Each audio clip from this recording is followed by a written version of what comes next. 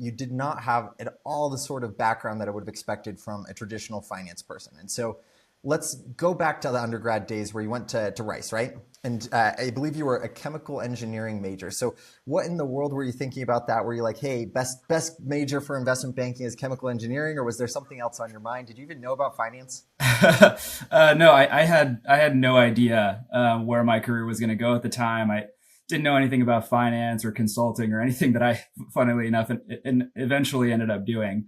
At the time, I was thinking of it very simply. I knew I liked classes in high school like physics and chemistry. They used numbers, and I always liked numbers, and they had these big complex problems, and I like to solve them, and I just didn't really know how I was going to apply that in the long run. But both my parents were engineers, and as a result of that, that was kind of the only universe that I had ever heard of. And at the time, when I joined Rice was very much so a sciences and engineering focused school. Most people went into med school. Most people went on to become sort of, I'll call it quote unquote, true engineers, went into academia.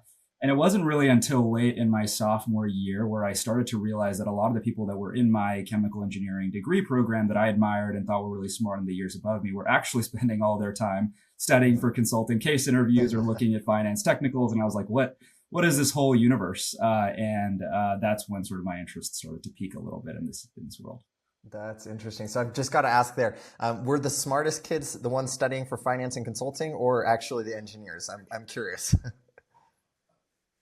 Depends on your definition of smart. I think the people that I thought were similar to me and sort of had the things that I valued were the ones that were going the finance and consulting route. They were the ones that always were looking at the big picture. I thought were very, very strong in their ability to communicate, seemed like great team players, all of that. The folks that were, I would say, you're more intellectually smart and really, really good at what chemical engineering was, and eventually ended up going and being engineers in academia and doing the more true professions, the learning professions in a lot of ways. So yeah, fair enough. The EQ, IQ, the mix of both. Yeah, it takes something special to be really interesting in chemical and molecular biology. So, anyways, it's a very interesting and demanding path on its own. And so, clearly, you're just absolutely a mental beast, like some serious horsepower going on there to even be able to succeed there. And if I remember correctly, you had some absolutely incredible grades from that experience as well. And so, what originally drew you to chemical and biomolecular engineering? Were you just always like a STEM person, a quant? Like, what was the original draw?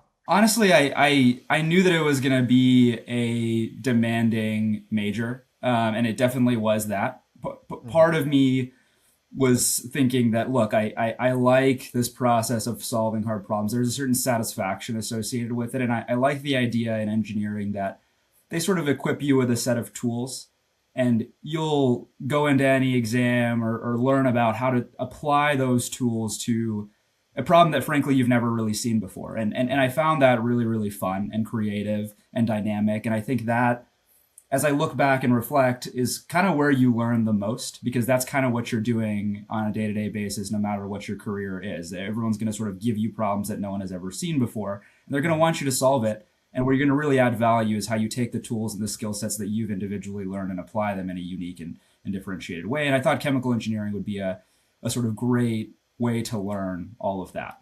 I think originally part of me was thinking that also chemical engineering in a way was just solving tough problems. And I liked that. But then over time, I started to realize it's more than that. What you learned and what, at least the way that Rice did chemical engineering, was every single class had a capstone project at the end of it. And it wasn't just about, solving a problem on your own individually. Maybe some of the exams were like that, sure. But it was always about taking this big problem, working in a team to solve it, balancing each other's strengths, figuring out what people's weaknesses are, understanding how to communicate to your teammates, and then at the end of it, putting it together in a presentation that took these very, very complex concepts and stated them very simply to an audience that could understand it. And so, I think that's where I really learned the most and loved that process of working in a team and sort of thinking about how do you boil down insights into the sort of most critical items. So I'd say that's sort of the broad reason that I liked chemical engineering and stuck with it over time. The one sort of tangent that I would just add to that, and this might be helpful, but it's that I realized my sophomore year that I wasn't going to be an engineer. Quickly, sort of realized that, and at that point, it probably would have been pretty easy for me to shift majors, go to something different, and just learn some content that I thought was going to be valuable. But But at the time, I also sort of became cynical about, undergrad majors as a whole, and started to realize, like, look, like at the end of the day, like no one is going to be asking me for the stuff that I'm learning in thermodynamics when I'm in my career in the future. That's not what matters. What matters is two things. One, learning how to learn quickly and effectively. And then two, frankly, coming away with something on the resume that people 30 years down the line were going to respect and see as value. Whether that meant I deserved it or not, I don't know. But like just viewing it from that perspective.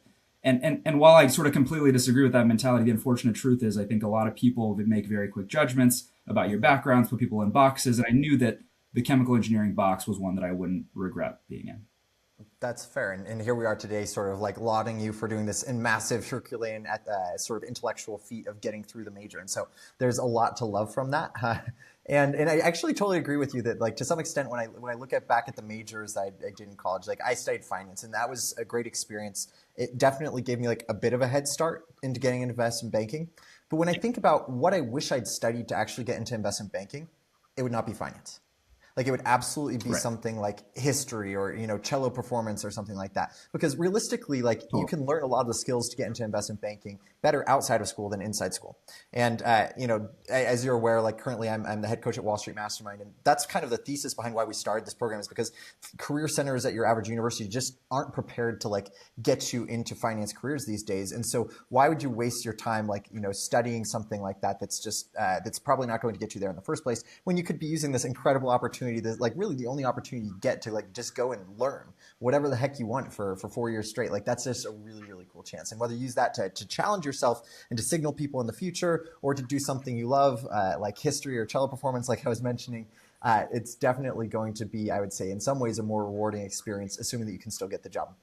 And that was another funny wake up call when I like showed up at Lazard. Like some of the best analysts in our group was like, one of them was like a history major. I'm like, how did you get as good at finance as I am, despite not studying finance? Totally. No, and I'd even add on even further to what you were just saying, which is that in some ways, and this is what I learned while I was in banking and in PE, is that you almost don't want to come in with a preconceived set of understanding of how theoretical finance works, because it's a lot harder to unwind that and then learn how it works at a bank or at a PE fund to some extent. It's almost even better to come in with a little bit of a fresh and flexible and creative mind. Now, obviously, there's huge benefits to knowing, and you're starting at a great point if you do come in with the finance major. So there's nothing wrong with that. But there's a lot of advantages to your point around coming in with a very different background. So completely agree Yeah. with you. Yeah, exactly. But so you came in with this engineering background, but interestingly, like obviously you didn't just do the academics, like you were very much involved with like a lot of different sort of leadership things, and like founded a business society as an engineering major, which is kind of a funny oxymoronic juxtaposition. Like what sort of were you going for there? What was the itch you're scratching? Were people taking you seriously, or like what is this engineer doing in the business world? There was a lot of that. You'd be surprised, but in a weird way, the nice thing is Rice didn't really have a business or finance major, so no one was really like a business person. So Yeah. in a weird way, you sort of anyone could be in the business universe. I think when I started, so one of the things that I sort of realized, and you touched on this, it's true even today, but even back then, Rice did not have this sort of pipeline into the business world and didn't have a way to equip or train folks to get a career in banking. And so when I realized that was what I wanted to do, and I went to go talk to a career counselor about it, they literally said, "Oh yeah, we don't really do that." They were like, "Oh, maybe you should go check out like a chemical engineering job or like academia or all this other stuff that they knew how to help support." And that's when it sort of dawned on me that I needed to figure out a way to build relationships in the space, chart my own path, and make it work for myself. And so part of that was building direct relationships with all the consulting firms, building direct relationships with all the investment banking firms.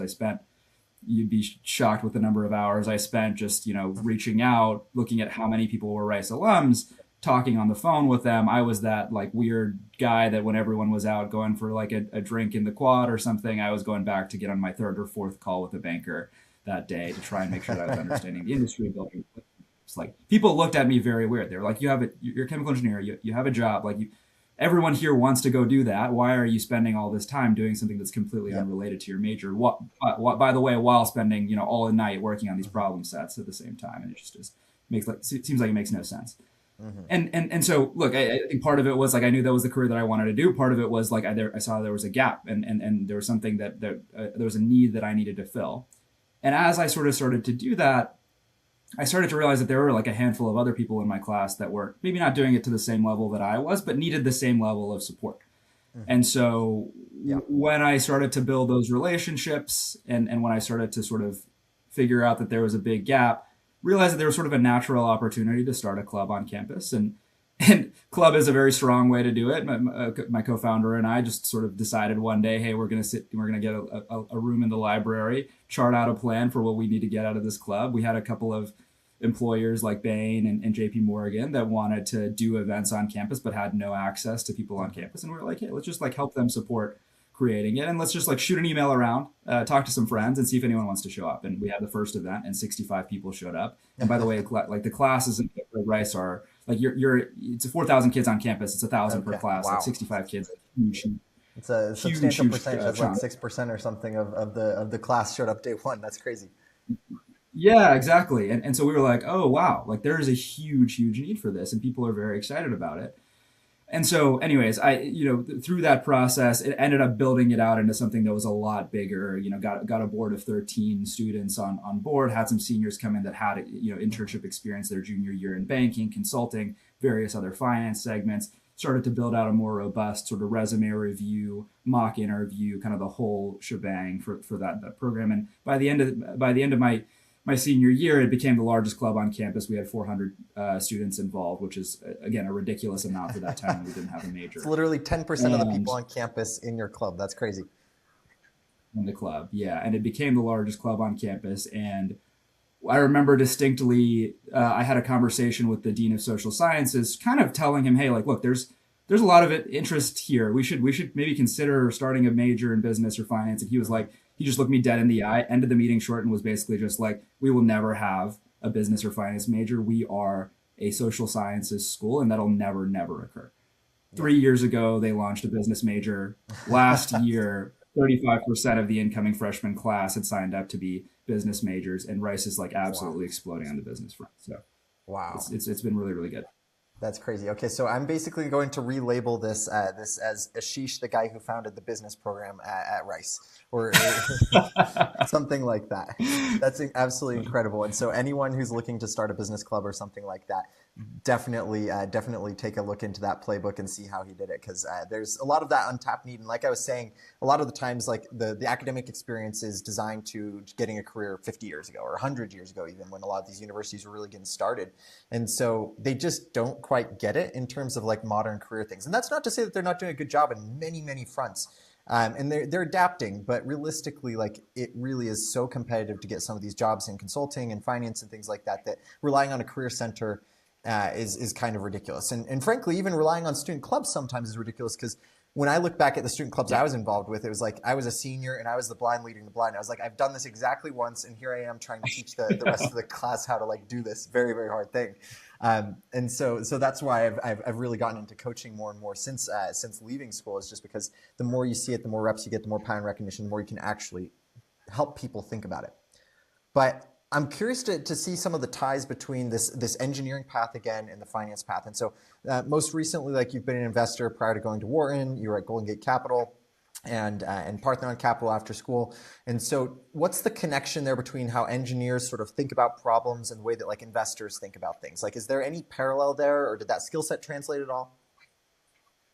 Definitely. I mean, the simple and most fundamental part of being an engineer is optimizing a process given a handful of constraints, and doing that in a way that in some ways bounds the outcomes, but optimizes the outcomes at the same time. And investing in a lot of ways is, I think, very similar. I think a lot of people maybe think of investing as, hey, let's just try and get one or two good or great outcomes. And maybe we got lucky. Maybe we just like sort of found the right deal and it worked out. But really how you build a long-term successful investing career is it's about building a portfolio of assets and a strategy that consistently gets you outsized returns. And that approach to creating and analyzing investments involves taking a number of constraints and being very disciplined about those constraints. Things like, targets on cash flow, looking at competitively differentiated businesses, thinking about the ability to scale, and being disciplined about investing in those attributes again and again and again. And I'd say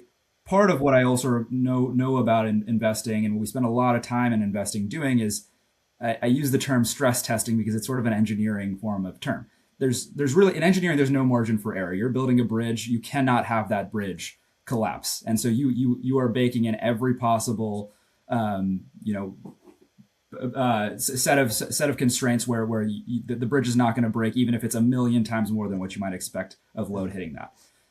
Similar to that in investing, when you're looking at a business, you're testing that business for every single downside possible, and then trying to figure out, in those scenarios where it's the Great Recession or it's COVID again, what are the levers that we can pull to make sure that the impact on the business is minimal? And so that you take that same mentality of thinking about a downside scenario is absolutely unacceptable. We need to have a path and a plan for when that comes. And so I think a lot of those mentalities sort of play a big role as you think about big picture investing. And then the last thing I'd say is, obviously engineering is very numerical and math oriented, and you have this new problem that you're trying to solve every single time.